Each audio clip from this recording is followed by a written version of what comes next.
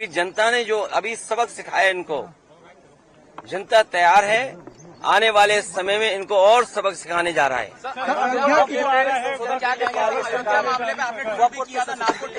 देखिए मेरे पत्रकार साथियों, सच्चाई आप भी जानते हो।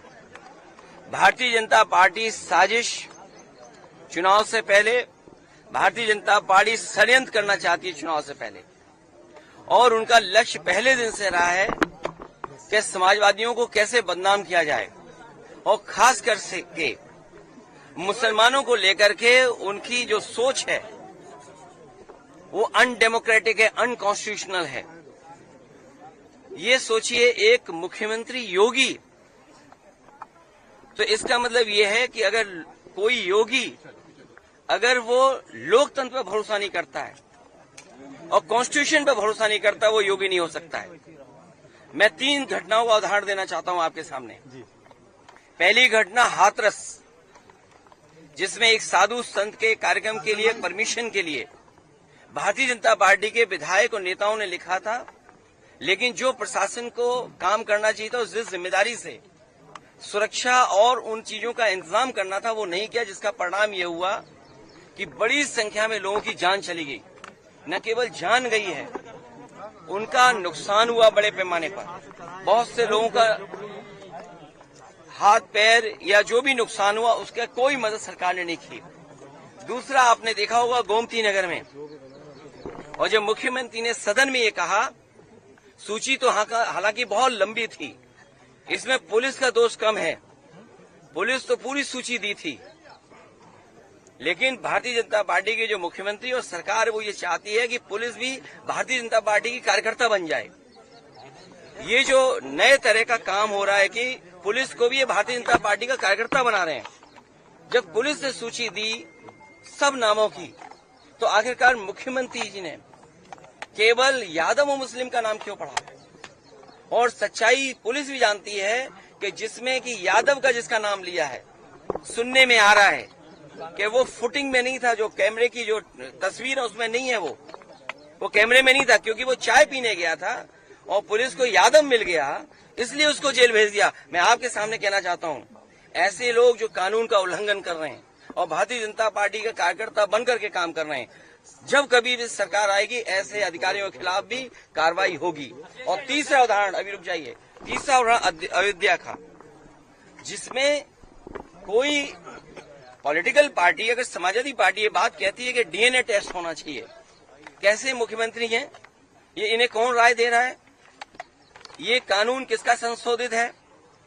ये इन्हीं का संशोधित कानून है 2023 का, जिसमें ये कहा गया है कि डीएनए टेस्ट होना चाहिए अगर 7 साल से ज्यादा किसी की सजा का कोई प्रावधान है तो क्या गलत मांगा?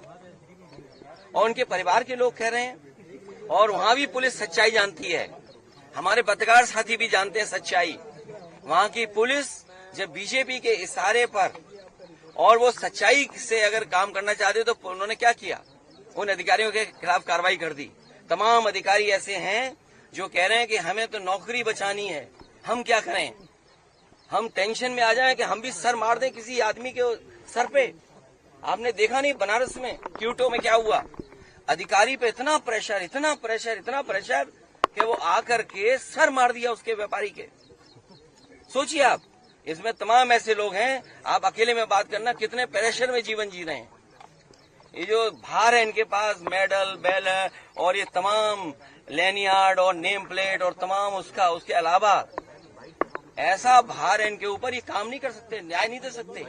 और उसका परिणाम ये हुआ कि भेदभाव कर रहे हैं, और ये भेदभाव इसलिए कर रहे हैं कि इनको हर जगह राजनीति दिखाई दे रही है, वोट दिखाई दे रहा है।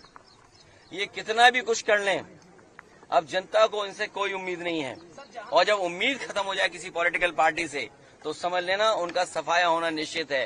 ये जो हारे हैं, इतना बुरा हारे हैं, जनता इससे भी बुरा इन्हें हराएगी, तभी इनका इलाज हो सकता है।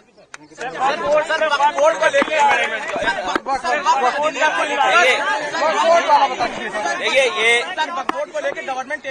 ये बीजेपी के पास हिंदू मुस्लिम या मुसलमान भाइयों को कैसे उनके अधिकारों को छीना जाए, उनकी अधिकार जो मिले हैं, जिन्हें आजादी के अधिकार हैं या उनके स्वतंत्र जो अधिकार हैं, उनके अपने धर्म को लेकर के अपनी कामकाज की व्यवस्था को बनाए रखने के लिए, और केवल वक्फ बोर्ड नहीं, हमारे मुख्यमंत्री देखिए कितने समझदार हैं सरकार के, उन्हें उर्दू में ये पता लगा कि नुजूल उर्दू शब्द है। उन्हें समझाते रहे अधिकारी कि नजूल का मतलब कुछ और है, लेकिन उन्होंने कहा नहीं, नजूल मतलब मुसलमानों की जमीन है ये।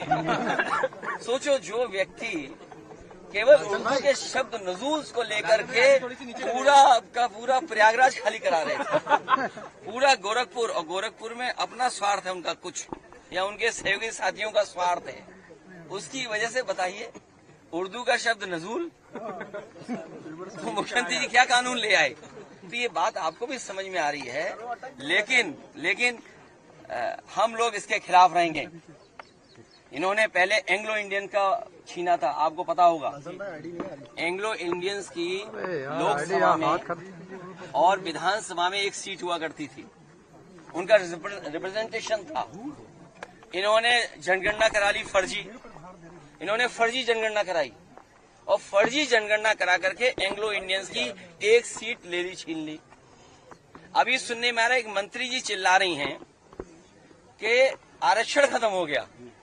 अच्छा, आप खुद सोचिए, सरकार में भी रहेंगे और आरक्षण की भी बात करेंगे, तो जिन्हें आरक्षण की चिंता है, जो पिछड़े दलित और अल्पसंख्यक आदिवासी भाई बहन हैं, चाहे वो दिल्ली में हो चाहे लखनऊ में है, तुरंत बीजेपी को छोड़ दें, तुरंत छोड़ दें। और ये भाई जाति जनगणना एक स्टूल किट नेता हैं, वो बहुत किट कर रहे हैं, किट। मुझे लगता है उनका ऑफर मुझे खत्म करना पड़ेगा। सुनने में आ रहा है कि जो स्टूल किट मंत्री हैं, ये उधार पे बैठे हुए हैं, उन्हें हुक्म मिलता है तो कभी इधर कभी उधर, कभी उधर कभी इधर।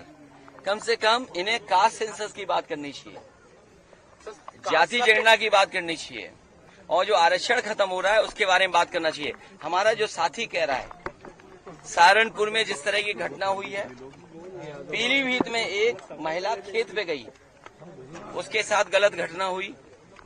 आज सुनने में आ रहा है अयोध्या में भी घटना हुई, और कन्नौज की मैं बता दूं, एक दलित समाज की बेटी, उसके साथ जो घटना हुई, और पुलिस और बीजेपी के लोगों ने मिलकर के एक झूठी कहानी बनाई, उसे पेड़ पे लटका करके बताया कि पेड़ पर वो अपनी आत्महत्या की, और उसका पोस्टमार्टम नहीं हुआ।